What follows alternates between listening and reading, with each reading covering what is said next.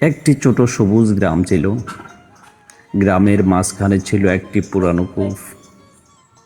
বহু বছর ধরে গ্রামের মানুষ সেই কূপের পানি ব্যবহার করত। সকালে মেয়েরা কলসি নিয়ে পানি তুলে আসতো, আর বিকেলে বয়স্করা কূপের পাশে বসে গল্প করত। কূপটি যেন গ্রামের মানুষের সুখ দুঃখের নীরব সঙ্গী ছিল। এক বছর ভীষণ খরা পড়ল। গ্রামের পুকুর ডোবা সব শুকিয়ে গেল। মানুষ খুব চিন্তায় পড়ে গেল, এবার পানির জন্য কি করা যাবে। তখন সবাই আশা নিয়ে সেই পুরানো কূপের কাছে গেল। আশ্চর্যের বিষয় হলো, কূপটি এখনো পানি দিচ্ছিল। যদিও পানি কম, তবু তা গ্রামের মানুষের বাঁচিয়ে রাখলো।